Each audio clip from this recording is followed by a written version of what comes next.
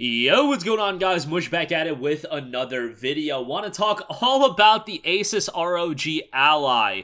This is a legit Steam Deck competitor that ASUS is trying to get on the market. Actually, not trying to get on the market. I mean, you can now sign up to be notified when the ROG Ally is available for pre-order directly at Best Buy. They've got a page live right now, and this looks to be a mainstream competitor to the Deck. Now, there's been other Deck-like platforms that have been released, but I think this is one that's really gonna try to compare with the Steam Deck and try to compete with the Steam Deck, because the Steam Deck, I'm not gonna say it's been like this game changer for the people that have one. For like individuals, like for a lot of those people, it has been a game changer for their gaming experiences. But in the grand scheme of things, like, you don't have Steam Decks readily available in stores, and I think eventually they will get to that. I really do believe that. And I think the Steam Deck can be, you know, ultimately something that does alter the gaming landscape quite a bit. I don't think it's done quite that at this point, but it is a significant impact in terms of how people are approaching PC gaming, especially. It definitely has for me,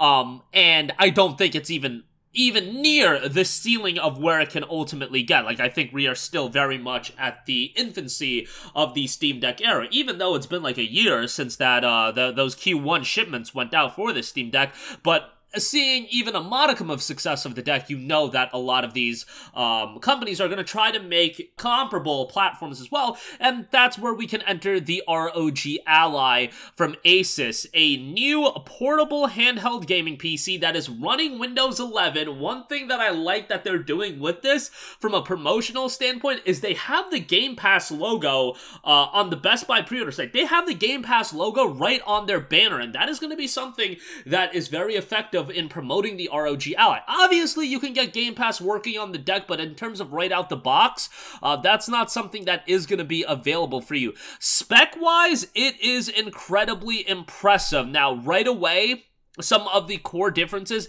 that you are going to see right off the bat, the ROG Ally once again has a 7-inch display, much like the Steam Deck. However, it's a 16:9 display, 1920 by 1080p, and 120 hertz 5 millisecond response time. If you don't know, the Deck is 1280 by 800, 16 by 10, and a 60 hertz refresh rate.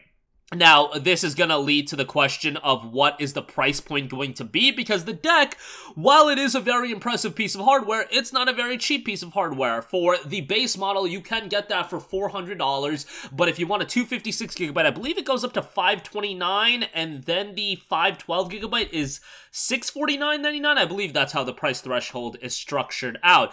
Obviously, it is a super impressive piece of hardware that ASUS is bringing out with the ROG Ally.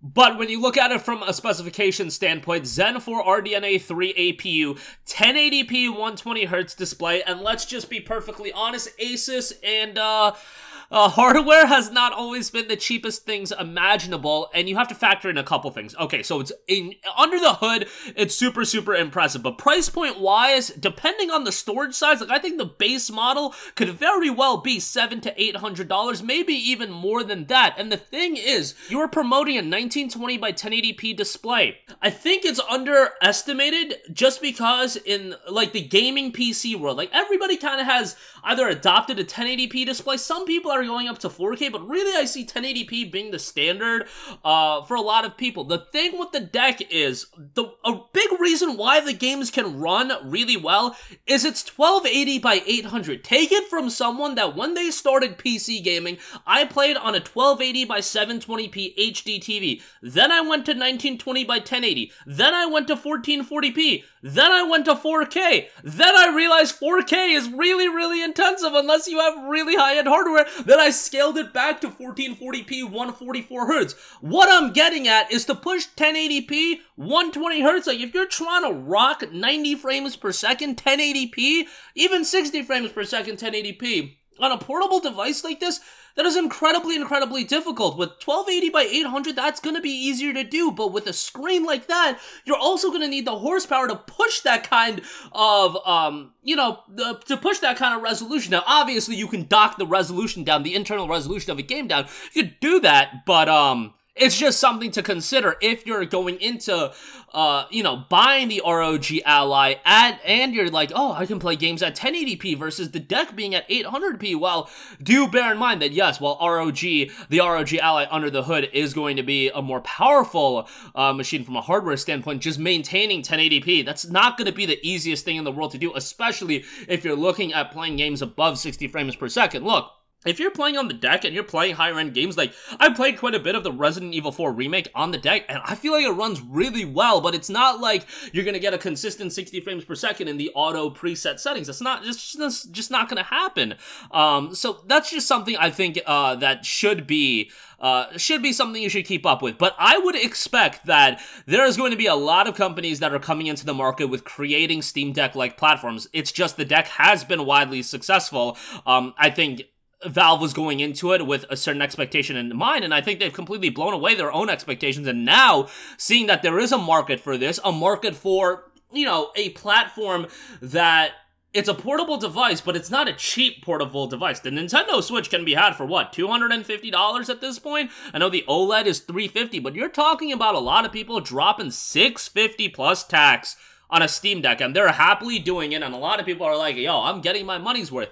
There is going to be a certain threshold that you're going to hit where you are going to price people out. It's not like the deck is only available in that $650 model. When you're talking about a $400 model, $530, $650, that's a nice tiered system.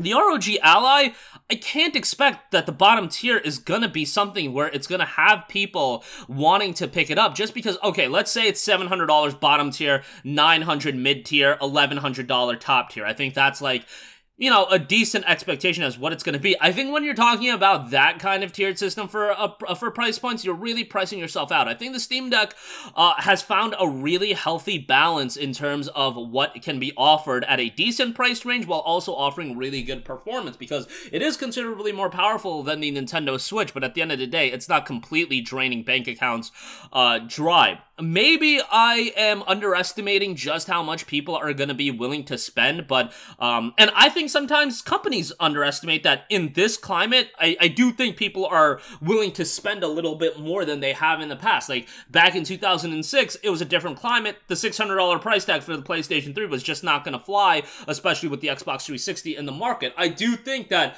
you know, people are willing to spend a little bit more. People are willing to pay a premium if they do believe that the hardware that they're buying is going to justify that cost. But I think the Ally, from what I'm seeing, I just think it's gonna be priced out from a lot of people from checking it out. Maybe I'm wrong. Maybe they're gonna price this incredibly competitively, and I think that's what it's gonna come down to. The fact that it is gonna be on Windows 11, that's incredibly exciting, and we'll see how it ultimately does shake out. I think Valve and Steam just also have an incredible leg up with, you know, just the Steam Deck being promoted on Valve's own platform and Valve having that recognition as this, you know, kind of king in the PC gaming landscape, that when they created a portable device, it was taken very seriously. And I just don't foresee the ROG Ally just even getting that much play. Like, it's being talked about right now. I just don't know how long it's going to be sustained, just because I think a lot of people are just seeing Valve as the king of this space right now. But let me know what you guys think. Maybe I am completely out to lunch with my takes on this. Again, it's going to come down to price point more than anything.